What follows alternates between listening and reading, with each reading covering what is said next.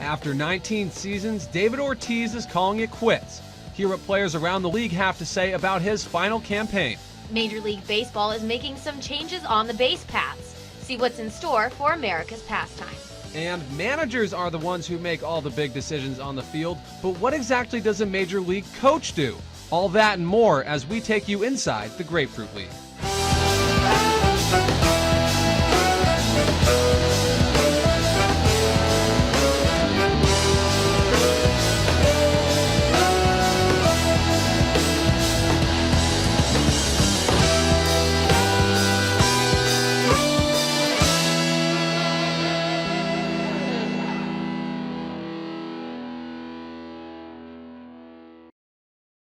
Hello and welcome to WEBN's Inside the Grapefruit League 2016. I'm Damon Turbot. And I'm Jennifer Courier. We are here in Southern Florida to show you how MLB is getting ready for the new baseball season. Many players have made a career as a designated hitter, but the one who arguably did it best was David Ortiz. 14 years ago, Ortiz became the Red Sox DH, and this season he'll step into the batter's box one last time. Jim Kane caught up with players around baseball to see how they are handling the slugger's upcoming retirement. I think he deserves a red carpet every time he step off in any stadiums in the United States. Red carpets are usually reserved for royalty, and for many around the big leagues, Red Sox DH David Ortiz is just that. He's a legend, I think, in a lot of people's minds in Boston, a lot of people's throughout baseball. Definitely one of the more impressive teammates I've ever had. David treated everybody, whether it was the 25th guy on the roster or the other star, future Hall of Famer, the same way. And I think that's why he's got such an infectious personality and everybody kind of flocks to David Ortiz. It's the last season for the man they call Big Papi. He is leaving a big impact on the game, and his teammates have nothing but praise for the 9-time All-Star. He's deserved what he's going to get this season, that kind of farewell tour.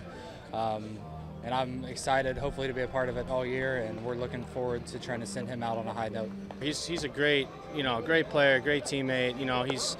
He epitomizes Boston baseball for sure. I hope we can go out with the ring and get him out on top. Not only is Ortiz drawing admiration from his peers, but also from some of his biggest divisional rivals. He's a legend. I think that he's put a lot of time and energy in not only being a good baseball player, but being a humanitarian in the city of Boston and in his home country of the Dominican Republic. So the positive reception that he gets is going to be very deserving. If the Sox don't make the playoffs, Ortiz's final game will be at Fenway Park on October 2nd. Reporting from spring training, I'm Jim Kane, WEBN.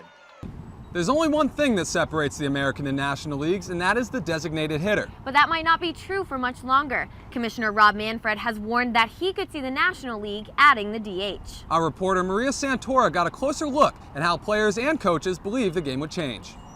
Baseball is a game of consistency, but when it comes to adding the designated hitter to the National League, there is nothing consistent about the players' opinions about it.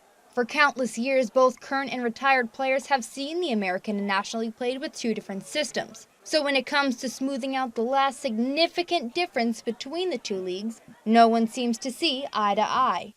I like the National League to stay the National League. I like the American League to stay the American League. That's what separated the National League and the American League. In my opinion, I think it should stay the way it is.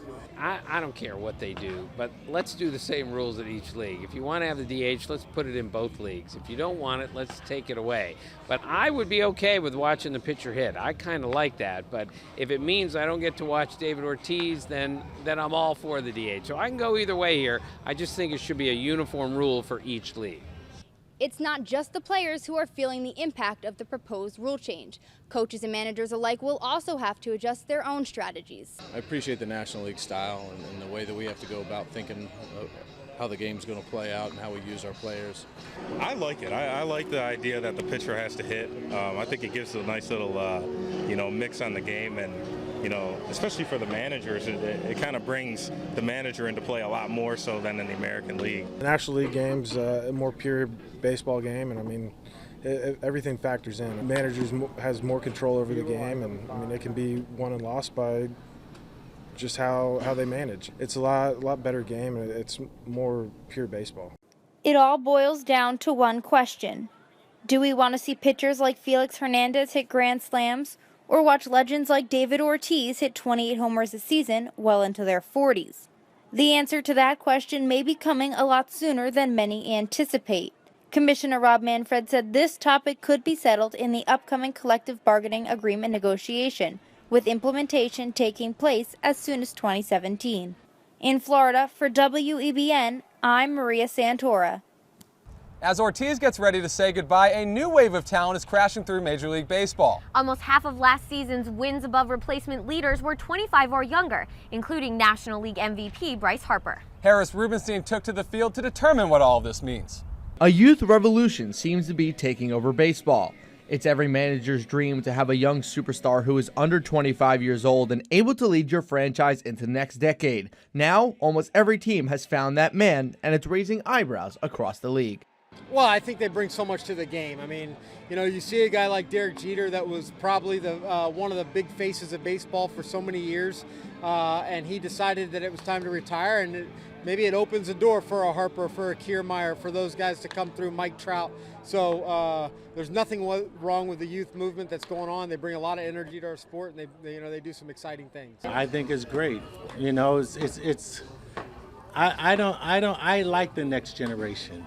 I enjoy that, you know, and I'm one of those guys that, you know, times have changed and it's their time, and, you know, we need to appreciate what they do. You know, we had our time's now gone, so now let's just appreciate their time. And if they want to do it the way they want to do it, then let them do it the way they want to do it. While players and coaches around Major League Baseball have taken notice of the youth revolution, what they don't realize is that the best is yet to come. It's kind of special to be a part of that and kind of be one of those people that our team's looking to kind of depend on for the future. But I just describe it as exciting. I'm looking forward to see where it takes me the next couple of years. Well, it's awesome.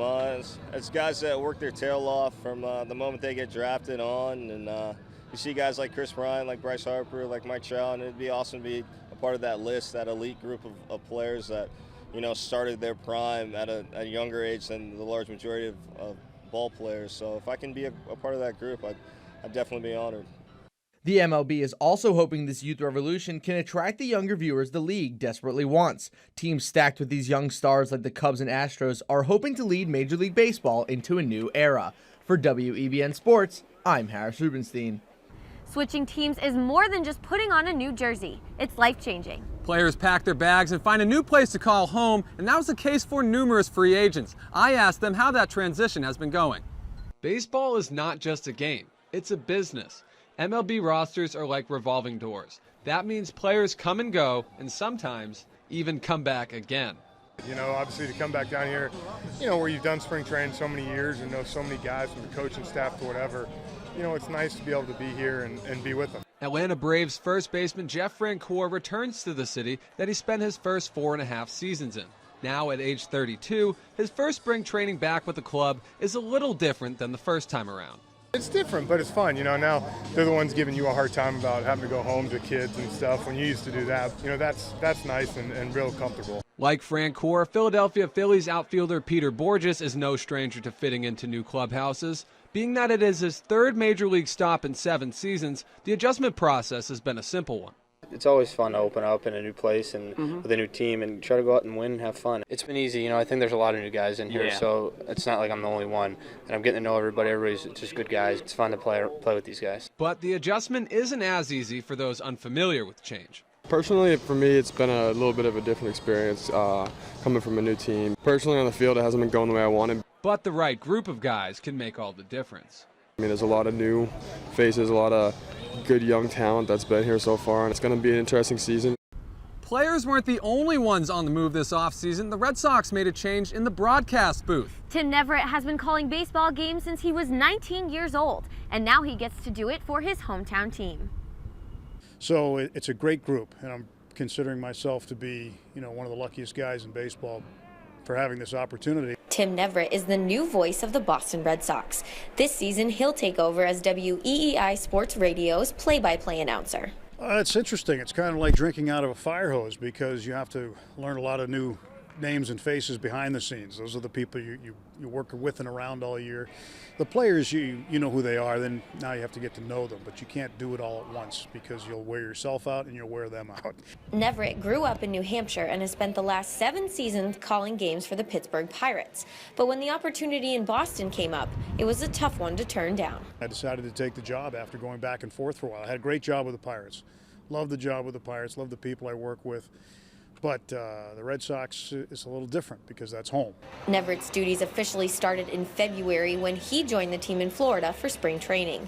Since the start of the regular season is around the corner, he's still working on becoming a Red Sox expert.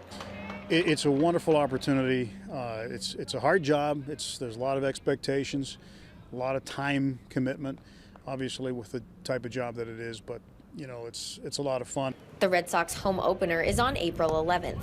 That day, Neverett will get to announce his first game from Fenway Park ever. When we come back, is pitching taking over the game? Major League Baseball is considering a new rule to level the playing field. And staying on the mound, teams are taking a new approach to building their staffs. Find out more after the break. Welcome back. Over the winter, owners met and discussed a way to help boost declining offense. A number of categories have gone down over the last few years, including runs scored, home runs, and runs batted in. But a change could be coming at the pitcher's expense. Hitters and pitchers gave their analysis to Maria Santora. Batters in the major leagues might be hearing this a lot less often in upcoming seasons. MLB Commissioner Rob Manfred is looking to change the definition of the strike zone. It would move to above the batter's kneecaps. This is all to increase run scoring. This change may increase batting averages and scoreboards. However, pitchers see this hurting more than just their ERAs. Well, obviously I'm against that because that makes my life harder. I mean, I think that shrinking the strike zone would cause the game to go longer, and that's something that they obviously don't want to do right now. They're trying to shorten the game, so I don't think that's the way to go. A change like this would make pitchers' trips to the mound much more difficult. But they recognize that baseball is all about making adjustments and learning on the fly. I mean, obviously that's not my favor, so I don't like that. But I mean, it's something we got to adjust to. Baseball's a game of adjustments and being able to kind of figure out what we need to do to adapt to where the game's going. And the strike zone being a little smaller is just something else we're going to have to work on and find a different way or better way to attack hitters. Players, however, are not the only ones that would be affected by the change. Shrinking the strike zone would also impact those behind home plate making the calls. I know this. I know that being an umpire is not an easy job. And so seeing a 95-mile-an-hour ball and trying to determine whether they're crossing the bottom of the knee, that's very tough. No matter what type of person you are, what your background is. So if it makes it easier on them, I'm all for it. I just know that it's a tough job to do. To define the strike zone is hard enough as it is, I think. To put ideas in umpires' heads at this point that they have to change what they've done for so many years. Different guys are going to judge pitches differently, and I think that's one of the great elements of our game. Any formal rule change will have to be approved by the Playing Rules Committee. The committee will use notes gathered from last season and continue monitoring the 2016 season before making an official decision. In Florida, I'm Maria Santora, WEBN News. The name of the game is pitching, and no team proved that better than the New York Mets. The defending National League champs have one of the strongest pitching rotations in all of baseball. Harris Rubenstein spoke to the Mets and their rivals about New York's elite staff. In the modern day MLB, pitching is all the rage. You need an ace or two, a great bullpen, and a shutdown closer if you want any chance of winning the Fall Classic. That is, unless you're the Mets and have 5 aces. That makes things way easier. We have a very good rotation, and our guys are very capable. All of them power arms, great stuff, and they love to compete. They got a great pitching staff, they don't have that 1-2 punch. They have that 1-2-3-4 punch, 5 punch, Every time you go out there, you got to battle against their starters. Hopefully get their pitch count up, hopefully get them out of the game as soon as possible. But, it's going to be a grind. You got to grind those 8 bats out. While this Mets rotation rivals that of the 2008 World Series champion Phillies, some players are excited for the opportunity to face off against the 5 aces. That's just the nature of the game. Every organization, tries to rebuild and gets to a point where you want to have the team you got. And, they're at that point pitching and hitting wise. And, to play against a team like that is exciting to me. You know, I want to see that kind of competition. I want to feel that atmosphere in that stadium. I mean, everybody likes competition. Yeah, it's a challenge, and everybody likes a good competition. So, you know, if you want to be the best team, then you have to beat the best team, and that's kind of a good approach you have to take towards things. And like I said, you get to learn a lot about yourself from facing guys like that, and it'll be some good battles to come. The Mets are looking to ride their stud rotation back to October for the second year in a row. For WEBN Sports, I'm Harris Rubenstein. Some say it's not how you start the game, but how you finish it. More and more teams around the league are taking a new approach to building their pitching staffs. The Royals used their bullpen to propel them to a World Series title. Now teams like the Red Sox and Yankees are following suit. Jack Ross caught up with relievers and closers about this pitching evolution. Major League Baseball is in the middle of a bullpen revolution. The Kansas City Royals' lockdown late-game pitchers led them to last year's World Series victory, while the Yankees recently added a 1-2-3 punch of all-star relievers. Teams all around baseball have placed a new emphasis on bolstering their bullpens, and this increase in skillful late-game pitching has caused batters to take notice and change the way they usually prepare for the season. It's a challenge, and everybody likes a good competition. So, you know, if you want to be the best team, then you have to beat the best team, and that's kind of a good approach you have to take towards things. And you get to learn a lot about yourself from facing guys like that, and it'll be some good battles to come. Hoping we can get a look at most of these guys before we take off into regular season. But yeah, I mean, it's just getting ready. Most of the guys, they've been around. Some of the guys here have been in different leagues. So I mean, we've faced some guys. Somebody has seen them, somebody's faced them, and kind of has an idea of how to approach it. A certain guy. So I just think we have to stay with our approach and see what happens.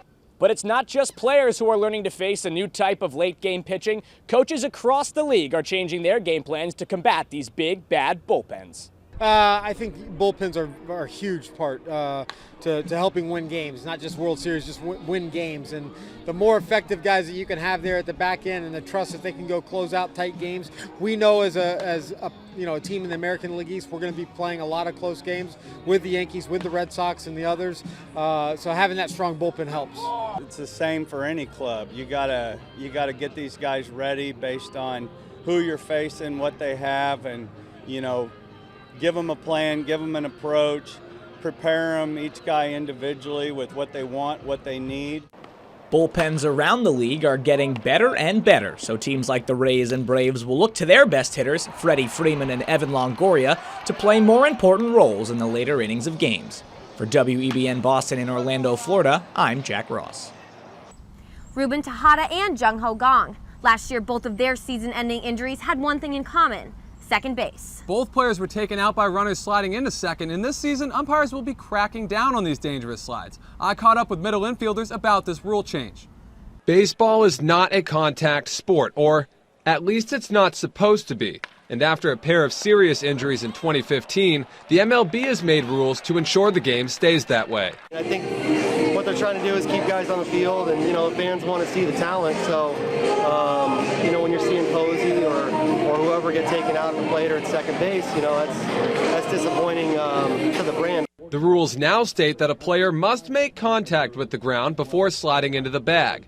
Players will be called out for changing their path to second base to make contact with the fielder. These rules will help bring some clarity to life on the base paths. I think it's pretty similar to what it used to be. It's just a little more enforced and a little more detailed out. The gray area is not really there anymore. But to those familiar with the injuries, this little change can make a big difference. I mean, I actually like it because we had a player go down last year in Reading. And last year it was pretty late slide on the guy who slid into him, and it was pretty high. And unfortunately, he tore his ACL. There have already been a couple of close calls this spring, so fielders will still be preparing for contact at second. What I always try to use the bag as protection anyway, so I always kind of, if I'm playing second, I always kind of came behind the bag. If they were going to try and come get me, they were going to come over me, and you do your pregame work to prevent yourself from injury, so I try to put myself in a position where if they do take me out anyway, I'm going to fall on top of them or whatever, not leave myself exposed. In baseball, the numbers never lie. Some teams are putting that to the test. And we'll explain how analytics are changing the game coming up. Welcome back. Baseball uses stats and advanced metrics to make some pretty big decisions. No other sport has embraced the importance of analytics quite like baseball. Jim Kane crunched the numbers to see how statistics are impacting the game. Numbers never lie. That is what they claim, and many teams are out to prove that. They have decided to use analytics to make big decisions, such as the lineup and the pitching rotation, and that has caused quite a controversy. That's more for the front office type guys, and for me, just play baseball, worry about the baseball side, and let them deal with the numbers. I think they benefit the team, especially if it plays into the way, the pitchers are attacking an opposing lineup. I think it's 50-50. I think, I'm on that kind of guy that, I think analytics are good. There's some things that are good, but at the same time, you still have to play the game. But what's clear is that there's a fine line between relying on the numbers versus the eye test. If we only rely on the data and the statistics, and we're looking at our computer screen to determine whether a guy can play or not, then we're missing the boat here, okay? The human element is crucial in this game. If it plays into your strength, then use it. But for the most part, you're gonna stick with your strengths. If you start getting into the analytics and trying to change your game to what they are, then that can kind of take you off course of what you want to do. So you like to stay on course of what works for you. There's plenty of numbers for players and coaches to take in, but for some, only one stat matters most. Well, wins and losses, yeah, absolutely. Well, I think information's good. I think sometimes you can get a little overload at times, but the most important numbers are wins and losses, and those are the ones that I pay attention to. In the end, teams hope all these stats can lead to more numbers in the one that matters most, wins. Reporting from spring training, I'm Jim Kane, WEBN. The managers are the captains of each team's ship, but a captain is nothing without his crew. That's right, coaches don't get a lot of credit, but they are vital for every team's success. Jack Ross hung out with Braves hitting coach Kevin Seitzer for a closer look at a day in the life of a major league coach. In a league quickly becoming dominated by outstanding young pitching, having a good hitting coach is more important than ever. The Atlanta Braves is one team that believes in this, and its hitting coach, Kevin Seitzer, is one of the finest you'll find around. Seitzer is a former all-star third baseman and is known across the majors for his disciplined coaching style, which is especially important to a young team like Atlanta. With a young club, they need to get the experience of facing major league pitching on a daily basis, and that's the learning curve that has to take place, that you really can't give them that experience until they get in the box and they're facing it under the big lights, and you understand that what you've done to prepare yourself to get to this level is exactly what you have to do to compete at this level. Seitzer's unique teaching style has been changing the way his hitters approach their at-bats and improving clubhouse performance since he first joined the coaching world in 2006. Well, Kevin's great for young hitters, especially just in learning how to have an approach, just in routine approach, staying up the middle and just keeping it very simple. And he's been very good for me personally. So I think guys buy in. I think guys see some results, and it's nice when you trust a guy that's been there before and done that and had success to tell you what to do. Well, I had a chance to work with Seitz for 2 years in Kansas City. He was my hitting coach for 2 years, so we have a great rapport. And I kind of get what he's talking about. I get the things that he's really trying to, instill into us. And so, with Seitz, it's real easy. I know exactly what he wants, and you're able to kind of do that and help out. Seitzer will have his hands full this season since the National League East contains some of the hardest throwing pitchers in baseball. But if his past results show anything, it's that Kevin's team should have no problem catching up. For WEBN Boston in Dunedin, Florida, I'm Jack Ross.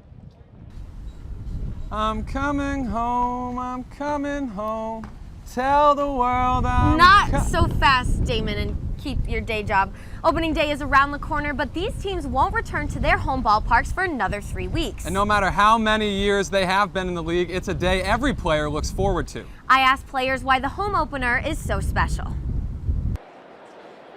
There are many ways to define home. It can mean family and friends, or comfort and unconditional support. For many MLB players who have spent more than 6 weeks in spring training, home is a ballpark filled with fans and the excitement of a new season. It never gets old. It's exciting. Start of a new season. Everybody's got a clean slate, and we have a lot of excitement within our clubhouse of what we can achieve this year, and we're getting closer to that day. The home opener is unlike any other game. It can be a test to see if a team's effort during the offseason paid off. It can also be a nostalgic moment for players, making them remember the first time they picked up a bat. You just get butterflies. It just brings you back. I think no matter how many times you play, it brings you back to that first day when you're in Little League and your first game, and you remember each opening day of the season. And I think no matter how many times I've played this game or how many games I've played, I always get butterflies. For some teams, the home opener can feel like a continuation of last season's success. Last year, the Toronto Blue Jays created a buzz with their late push for the World Series, and now the team hopes it will carry over to this season. You know, after going on winter tour, just seeing how the city is still on fire for baseball, and we kind of rejuvenated that life for baseball in Toronto. It'll be fun to get back and to hear the fans and see the fans and put them in the seats again. But most of all, the home opener means spring training is officially over, and the real work can begin. You know, the best part, I think, is a lot like spring. That home opener is really when it starts. You know, then you're starting to that process. Everybody's after the same thing, and so this is when everything counts. And I think that part of the season it's just great to get it started. And that start is on Sunday, April 3rd. We hope you enjoyed our look inside the Grapefruit League. We explored some of the changes we'll see in the game this year, including new rules and saying goodbye to David Ortiz. From all of us here at WEBN, thank you for watching Inside the Grapefruit League. I'm Damon Turbin. And I'm Jennifer Courier. We'll see you next year. Now, let's play ball.